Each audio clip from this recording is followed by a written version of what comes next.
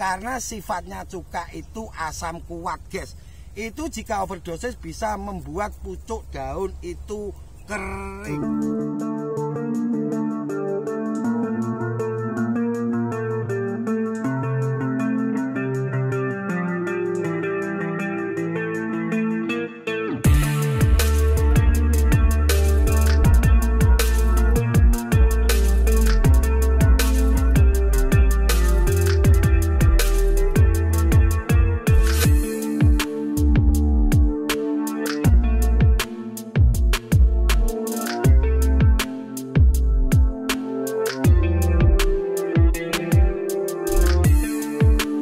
Assalamualaikum warahmatullahi wabarakatuh. Salam sejahtera buat kita semua. Alhamdulillah wa syukurillah wa nikmatillah. Wala haula wala quwata illa billah. Posisi hari ini saya sedang ada di Desa Kuang, Kecamatan Semanding, Kabupaten Tuban, Kota Tua. Kota Wali apa Tua? Kota Tua, Kota Wali guys. Di sini itu Kota Wali. Posisi ini saya ada di lahan Mbah Mus. Mus apa toh? Kayak apa? Oh berarti kayak Mbah Muslimat ini sedikit saya ceritakan sebelum kita membahas tanaman Mbah Mus, karena ada kendala sesaat sebelum panen. Nanti kita akan kupas tuntas. Ini tanamannya Mbah Muslimat, petani pertama yang saya kenal. Saya bisa masuk ke Kuang sini, dan ini bisa dijadikan wakil Gusman Bojonegoro di daerah Kuang. Tapi hari ini saya agak sedikit kecewa karena teledor, kurang teliti. Nanti akan kita bahas. Dan di samping kiri saya ini ada dan Herwanto, Tentara Nasional Indonesia. Ini dulunya tugas di Sulawesi Utara. Sulawesi Utara. Nanti beliau biarkan sedikit memperkenalkan diri. Ada hubungan apa dengan Gusman Bojonegoro? Kalau posisi beliau tak taruh di kanan, nanti saya ngeredek, makanya sengaja tak taruh di kiri, guys. Tapi aman, pistolnya masuk dalam tas. Oke, kita akan bahas tanaman. Kita akan membahasnya setelah Komandan 1 ini memperkenalkan diri dulu dan hubungannya dengan Gusman Bojonegoro itu apa. Monggo, sedikit atau banyak terserah. Assalamualaikum warahmatullahi wabarakatuh. Waalaikumsalam warahmatullahi wabarakatuh. Saya dari Montong, nama saya Herwanto, petani bawang baru. Ini masih belajar petani bawang baru. Kalau dulunya saya sempat tanam cabai keriting sama tomat, tapi karena kendala dulu pernah ada corona, ya limbung lah itu. Limbung istilahnya. Terus ini mau nyoba tanam bawang merah, masih belajar, masih menunggu terus arahnya dari Gusman gimana. Saat ini tanaman saya masih umur kisaran 7 harian. Kisaran 7 harian. Tumbuh. Sudah pior. Alhamdulillah sudah pior. Bibit langsung dari Gusman Bojonegoro. Oke, terima kasih. Assalamualaikum warahmatullahi wabarakatuh. Waalaikumsalam warahmatullahi wabarakatuh. Ngono kucuk nek Pak Kentara tegas modelnya. Ora usah kenalan, kabeh wis kenal. Oke, kita akan bahas tanaman Mbah Mus. Tanaman ini awalnya luar biasa bagus karena sering dipuji sama orang-orang. Itu kendala. Kalau tanaman bawang merah sering dipuji, ujung-ujungnya itu kurang bagus, guys. Mitos. Tapi yang jelas bukan karena itu. Ini karena keteledoran Mbah Mus. Tanaman ini baru umur 55 HST tapi sudah tumbang. Tumbangnya itu ada serangan ulat, ada pucuk kering, terus kempes cupesan ya. Kempes. Jadi menua sebelum waktunya. Ini faktornya apa? Dengarkan baik-baik, ini ilmu. Ya. Ini petani saya, guys.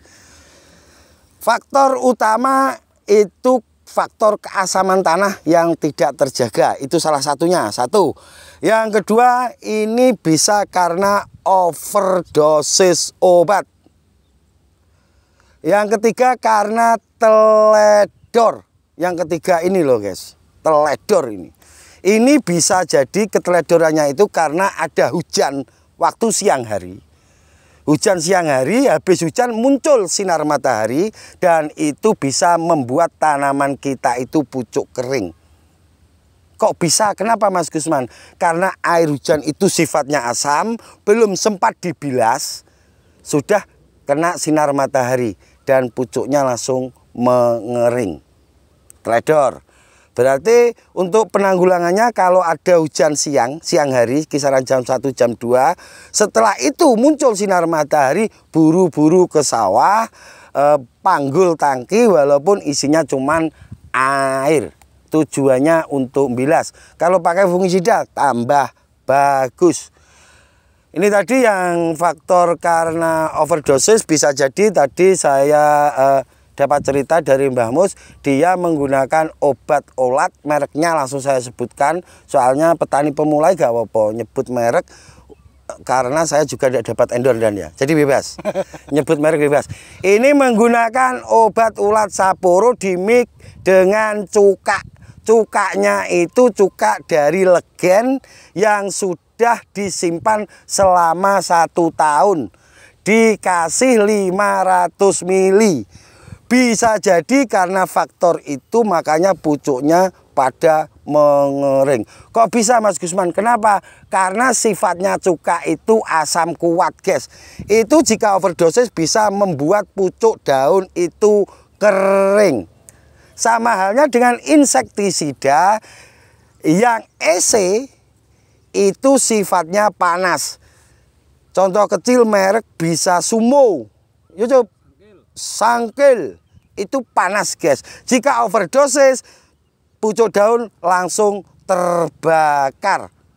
Dan bahayanya insektisida yang konsentrasinya itu EC itu bisa membuat telur itu cepat menetas. Jadi kita nyepray pakai obat malah ulatnya banyak. Kenapa? Karena kita menggunakan EC dan EC itu sifatnya panas. Jadi telur itu cepat menetas. Monggo mboten napa-napa. Monggo. Sponsor liwat Intermezzo. Nggih, monggo Intermezzo.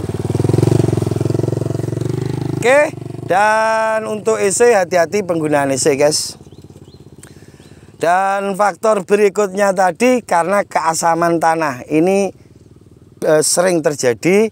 Dan banyak, bukan sampai tok, banyak petani yang pernah kejadian seperti ini. Belum saatnya panen, itu pucuknya sudah kering. Tapi apapun alasannya, saya tetap harus muji Mbah Mus. Umbinya tetap besar guys. Karena pada dasarnya awalnya tanaman ini bagus. Masuk golongan bagus. Karena hanya keteledorannya saja. Jadi daripada saya nanti marahnya di luar konten, mending saya marahi di dalam konten.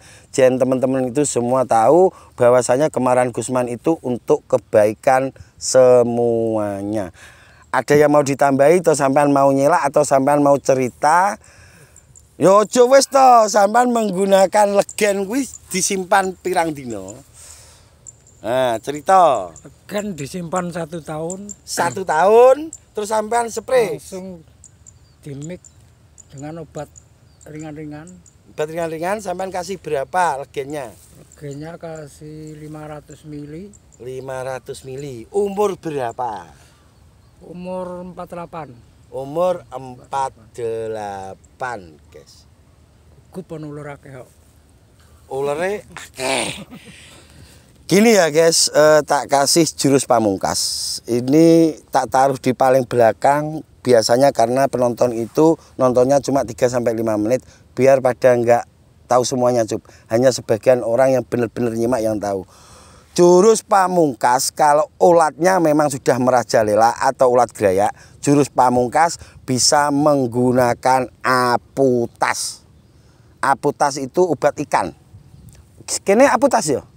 Apotas sama, apotas.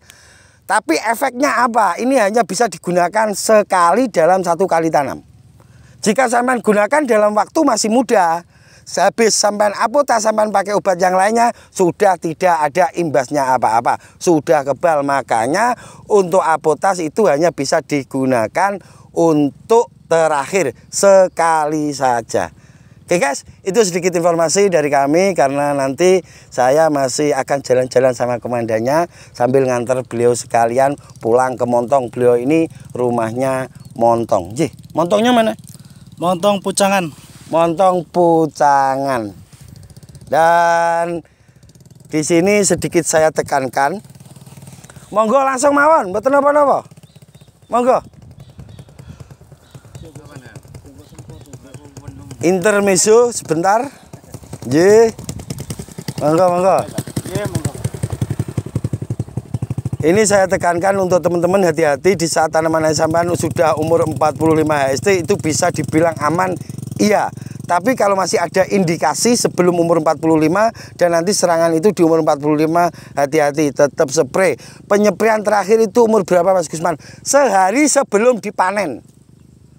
Jadi kita tetap harus nyepray. Tujuannya apa? Jika tanaman itu kita bawa pulang, itu benar-benar sudah tidak diikuti oleh hama maupun penyakit. Jangan kok tanaman kita sudah aman terus kita tidak mau nyepray. Itu salah besar. Tetap pada slogan kita, berbagi tak akan mengurangi, ojo bosen tumindak becik. Iki kok oleh-olehku ya? Oke. Oleh-oleh komandan. Siap, monggo Dan. Mau tanya ini untuk bapaknya ini. Ya. Ini kira-kira pakai pupuknya pupuk apa aja, Pak? Pupuk Vertipos, Vertipos. Pak Tari 1616, Pak Tari 1616. akhiran Kamas. Akhiran pakai Kamas. Kamasnya dikai piro? Selawe kilo.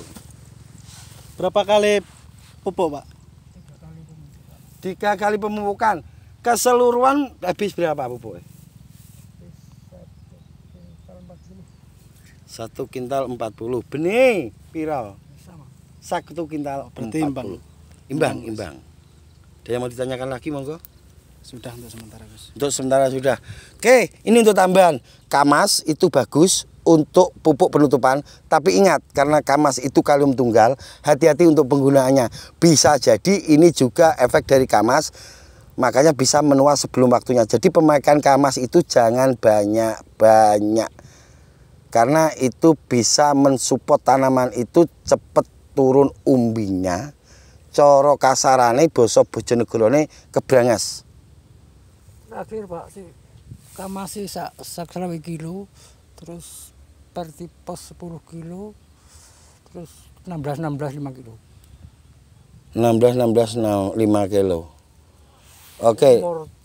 Umur 32. Ini menurut saya bukan karena overdosis Kamas, tapi bisa jadi karena pernah kejadian ada benih 1 kintal, waktu itu milik Sultan Ciko. Benih 1 kintal dikasih Kamas langsung 50 kilo. Untuk pemupukan terakhir dikasih tunggal. Setelah 3 hari langsung kuning semuanya. Jadi dia menua sebelum waktunya. Jadi apapun alasannya, apapun tanamannya, semuanya itu butuh pupuk berimbang antara NP dan K. Cuma cara nyetingnya kita, saat pertumbuhan kita tinggikan N-nya, saat pembuatan batang kita tinggikan fosfatnya, saat pengumbian kita tinggikan kaliumnya. Tapi intinya nanti ketemunya itu berimbang. Cuma caranya, aplikasinya itu beda. Saat pertumbuhan N tinggikan, saat pembuatan batang fosfat ditinggikan, saat pembuahan kalium ditinggikan. Tapi ujung-ujungnya tetap sama. Tetap memakai NPK semua untuk 3-3-nya ini. Paham Pak Mas J? Dan untuk kedepannya jangan sampai terjadi seperti ini. Saya akan lebih marah besar kalau terjadi pada tanaman sampean. Oke, itu sedikit informasi dari kami. Semoga bermanfaat. Apabila ada kata-kata yang kurang berkenan, saya Gusman Bojonegoro dan Mbah Mus berikut komandan siapa ki? Herwanto.